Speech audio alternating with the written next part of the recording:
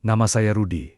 Seorang pria biasa dari keluarga sederhana yang percaya bahwa cinta sejati itu harus diperjuangkan. Saya bukan orang kaya, bukan juga pria yang romantis. Tapi saya punya hati yang tulus dan niat yang kuat untuk membahagiakan orang yang saya cintai. Saya bertemu Liana 5 tahun lalu di sebuah acara komunitas pemuda. Dia menarik perhatian saya sejak pertama kali penampilannya sederhana. Tapi cara dia tertawa dan bicara terasa hangat. Kami mulai sering bertukar kabar, berbincang lewat pesan singkat, dan perlahan tumbuh rasa di antara kami. Setelah 2 tahun menjalin hubungan, saya memberanikan diri melamarnya. Waktu itu saya belum mapan, tapi saya yakinkan dia.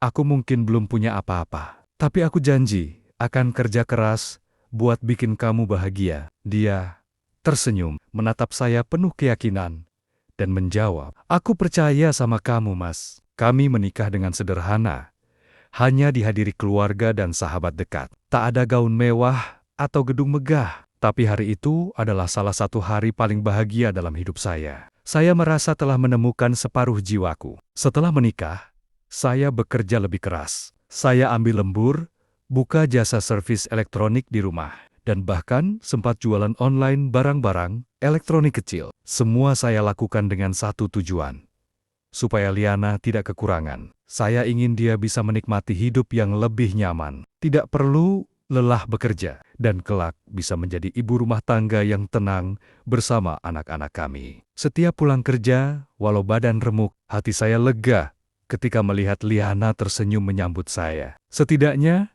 itu yang saya pikirkan saat itu. Saya tak pernah membayangkan bahwa senyuman itu menyimpan rahasia besar yang perlahan akan menghancurkan seluruh dunia yang saya bangun untuknya. Selepas menikah, hidup tak langsung membaik. Tapi, aku sudah siap. Aku tahu cinta saja tak cukup untuk mengisi perut atau membayar listrik setiap bulan. Maka, aku mulai menggandakan usaha. Pagi sampai sore, aku bekerja sebagai teknisi di sebuah toko elektronik. Lalu malam harinya, aku lanjut menerima servis barang rusak dari rumah. Bahkan, akhir pekan pun sering kugunakan untuk mengambil pekerjaan tambahan, walau hanya antar barang atau bersih-bersih gudang kenalan. Liana sempat protes. Katanya, aku terlalu sibuk, tapi aku katakan padanya, "Aku ingin kamu tenang. Aku ingin rumah ini penuh kenyamanan. Bukankah itu yang kamu impikan dulu?" Dia hanya mengangguk, dan aku kira dia mengerti. Perlahan, kami mulai bisa membeli perabotan yang lebih baik. Kami pasang pendingin ruangan kecil, ganti kasur dengan yang lebih empuk, dan renovasi dapur agar lebih nyaman. Aku juga sisihkan uang untuk tabungan masa depan kalau nanti kami dikaruniai anak. Aku bahkan tak keberatan mengurangi kebutuhan pribadi. Baju kerja lama, kujahit ulang agar tak perlu beli baru. Makan siang sering kubawa dari rumah untuk hemat. Aku ingin semua yang terbaik untuk Liana. Dan jika itu berarti aku harus menekan diriku sendiri, maka aku rela. Setiap malam, walau tubuh ini sudah nyaris roboh karena lelah, aku tetap menyempatkan diri menatap wajah Liana yang tertidur. Dalam hati, aku bersyukur bisa menemaninya. Bagiku, kehadirannya cukup jadi obat dari semua penat. Setidaknya, itu yang aku pikirkan waktu itu. Tapi perlahan, ada yang mulai berubah.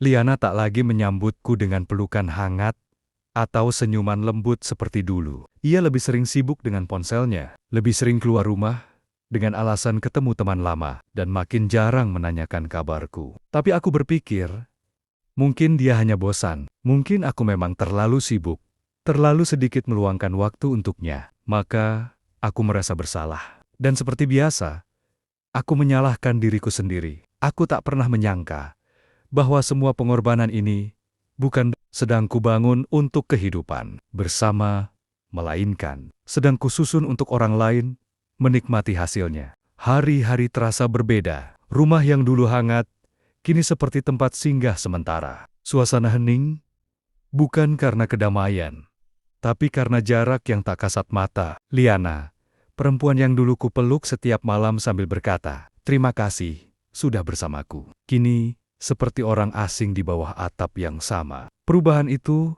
tak terjadi seketika. Awalnya halus, dia mulai sering menghindari sentuhan, lebih banyak di kamar sambil bermain ponsel. Dan ketika aku bertanya, jawabannya selalu pendek, dingin, seperti sedang berbicara dengan orang yang tak penting. Ada yang salah? Tanyaku suatu malam. Enggak, capek aja. Jawabnya tanpa menoleh. Aku mencoba memahami. Mungkin dia lelah. Mungkin dia butuh ruang. Jadi, aku bersikap lebih sabar. Bahkan mengurangi lembur, agar bisa lebih sering di rumah. Tapi anehnya, justru saat aku punya lebih banyak waktu, dia malah makin menjauh. Saat aku pulang cepat, dia belum tentu ada di rumah. Dan jikapun ada, ekspresinya seperti menyesal karena aku datang. Aku mencoba berbagai cara. Kubawa makanan favoritnya sepulang kerja. Kubelikan gaun yang dulu pernah dia sukai. Bahkan kubuat kejutan kecil di hari ulang tahunnya. Meskipun hanya dengan kue buatan sendiri dan lilin seadanya. Tapi reaksinya hanya datar. Seperti semua itu tak berarti apa-apa. Dan di momen itulah, perlahan aku mulai sadar. Mungkin bukan dia yang berubah. Mungkin dia memang sudah pergi. Hanya tubuhnya yang masih tinggal di rumah ini. Cintaku seperti berbicara pada tembok. Semua pengorbanan, perhatian, dan cinta yang kuberikan tak lagi punya tempat di hatinya. Tapi aku masih bertahan. Karena aku takut kehilangan. Aku takut menerima kenyataan bahwa perempuan yang selama ini kucintai mungkin tak lagi mencintaiku. Aku mencintainya sepenuh hati. Tapi cinta ini terasa makin sepi, makin sendiri. Aku tak pernah berniat mencurigainya. Dalam pikiranku, kepercayaan adalah pondasi utama dalam rumah tangga. Tapi ketika kejanggalan demi kejanggalan terus bermunculan, hati kecilku mulai terusik. Sore itu, aku pulang lebih awal dari biasanya. Aku pikir akan memberi kejutan kecil, membawa martabak kesukaannya dan mengajaknya makan malam bersama. Tapi saat masuk ke rumah, suasana terasa aneh. Sepatu wanita milik Liana ada di rak, tapi rumah kosong. Suara tawa samar terdengar dari arah kamar, lalu hening. Aku melangkah pelan. Tak ada siapa-siapa. Kamar mandi kosong, dapur kosong. Tapi ponsel Liana tertinggal di ruang tamu. Terkunci. Tak sengaja, saat aku hendak meletakkan ponsel itu ke meja, sebuah notifikasi muncul. Sebuah pesan singkat dari kontak bernama D. Aku masih ingat ciuman kita semalam. Rasanya belum cukup. Darahku seperti berhenti mengalir. Tanganku bergetar. Tapi aku tak langsung membuka kunci ponsel itu. Aku letakkan. Aku takut. Takut melihat kenyataan yang mungkin akan meruntuhkan semua keyakinanku. Beberapa hari setelah itu, aku mulai memperhatikan. Liana sering keluar malam dengan alasan rapat komunitas atau bertemu sahabat lamanya. Ia sering pulang larut, bahkan kadang tak memberi kabar sama sekali. Aku pernah tanya dengan tenang, "Kamu tadi kemana?" Dia menjawab cepat, "Ngumpul sama teman SMA, ada reuni kecil." Kenapa sih nanya terus? Tapi ekspresinya tidak seperti seseorang yang merasa bersalah. Justru seperti orang yang terganggu karena aku memperhatikan. Sampai akhirnya, satu malam, dia pulang terlalu larut, sekitar pukul 1 dini hari. Aku diam di ruang tamu. Menunggunya, wajahnya tampak terkejut melihatku masih terjaga. "Kamu belum tidur?" tanyanya, agak gugup. "Aku tungguin kamu." "Kamu?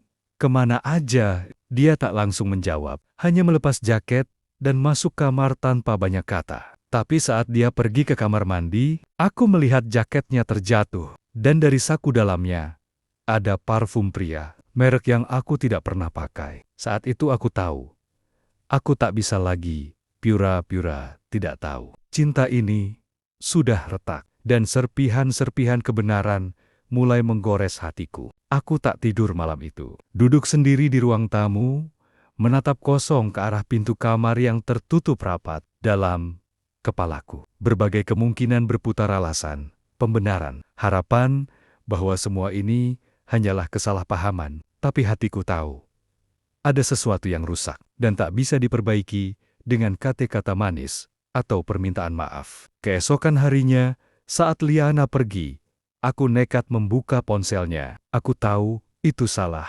tapi aku juga tahu aku tak akan pernah tenang sebelum melihat kebenaran dengan mataku sendiri. Kata sandinya, masih tanggal ulang tahun kami. Ironis, begitu masuk, pesannya dengan pria bernama Dimas bertebaran. Bukan hanya pesan, tapi foto, rekaman suara, hingga video singkat mereka tertawa bersama, berpelukan, duduk berdua di mobil. Dan, lebih dari itu, semua bukti pengkhianatan yang selama ini bersembunyi di balik layar kecil itu, menamparku keras di wajah. Dalam salah satu pesan, Liana menulis, "Aku nggak tahan lagi hidup sama Rudi. Dia baik, tapi aku nggak cinta. Hidupku hampa, dadaku sesak, rasanya seperti ditikam perlahan tapi pasti. Seluruh pengorbananku, kerja keras, dan cinta yang kupupuk dengan tulus semuanya, dianggap hampa. Seolah aku tak pernah cukup. Hari itu, aku hanya diam, tak menangis, tak marah. Hanya duduk di pojok kamar, menggenggam ponsel itu dengan tangan dingin dan hati yang kosong. Saat malam datang dan Liana pulang, aku menatapnya lama. Dia tampak biasa saja, seperti tak terjadi apa-apa. Tapi aku tahu, aku tak bisa lagi diam. Aku tunjukkan pesan-pesan itu. Dia terdiam, wajahnya pucat. Lalu akhirnya berkata, "Aku minta maaf, Mas. Aku bingung. Aku nggak pernah niat nyakitin kamu." Kata-kata yang seharusnya menyentuh, justru membuatku semakin remuk. Karena jika dia memang tak berniat menyakitiku, mengapa dia terus melakukannya selama berbulan-bulan? Mengapa dia tak pernah jujur sejak awal? Malam itu, kami tak berbicara lagi. Tak ada pertengkaran, tak ada teriakan. Hanya hening dan perasaan kalah yang menelan seluruh ruang. Aku menyadari satu hal. Terkadang, kebenaran tidak datang untuk membebaskan, tapi untuk mengingatkan bahwa tidak semua cinta layak diperjuangkan sampai akhir. Setelah malam itu, rumah kami benar-benar berubah menjadi tempat paling sunyi yang pernah kutinggali. Bukan karena sepi suara, tapi karena tak ada lagi cinta yang hidup di dalamnya. Liana tidur di kamar. Aku di ruang tamu. Kami tinggal bersama, tapi seperti dua orang asing yang kebetulan menempati alamat yang sama. Setiap langkahnya terasa asing, setiap tatapannya kosong, dan setiap kata yang keluar dari mulutnya hanya sebatas formalitas. Seminggu kemudian, aku mengajaknya bicara, bukan untuk marah atau menuntut, tapi untuk menyudahi. Aku nggak bisa hidup settingga kayak gini. Lan, kamu sudah milih jalanmu. Aku nggak akan tahan kalau terus berpura-pura. Dia tak menangis, tak juga memohon. Hanya diam, lalu mengangguk pelan. Seolah perpisahan ini sudah lama dia siapkan dalam hatinya. Kami berpisah dengan tenang, tanpa drama, tanpa sumpah serapah. Tapi luka yang ditinggalkan, dalam dan membekas. Hari-hari setelah itu adalah yang terberat dalam hidupku. Aku merasa gagal. Aku merasa ditinggalkan. Di dalam diriku ada suara yang terus berbisik. "Kamu nggak cukup baik, Rudi." Bahkan setelah semua perjuanganmu, dia tetap memilih orang lain. Tapi di tengah semua itu, aku memilih untuk bangkit. Pelan-pelan. Pelan-pelan, aku mulai fokus pada diriku sendiri. Menyibukkan diri dengan pekerjaan, bukan lagi untuk orang lain, tapi untuk diriku. Aku belajar memaafkan, bukan karena dia pantas dimaafkan, tapi karena aku pantas untuk tenang. Teman-teman mulai berdatangan, memberiku semangat. Beberapa di antaranya berkata, "Kamu terlalu baik buat orang yang salah." Dan aku mulai percaya kalimat itu. Aku tak lagi mencari alasan kenapa dia mengkhianati. Aku tak ingin hidup dengan dendam. Yang kupilih adalah menerima bahwa hidup kadang memberi luka untuk membentuk kita, bukan menghancurkan. Dan hari ini, aku masih sendiri, tapi aku tidak merasa sendirian. Aku hancur, iya, tapi aku tidak kalah. Karena dari semua yang aku bangun bersama Liana, ternyata yang paling berharga bukanlah rumah, uang, atau cinta, tapi versi diriku yang tetap tegar, meski dilukai. Versi diriku yang tidak menyerah, dan itu tak seorang pun bisa ambil dariku.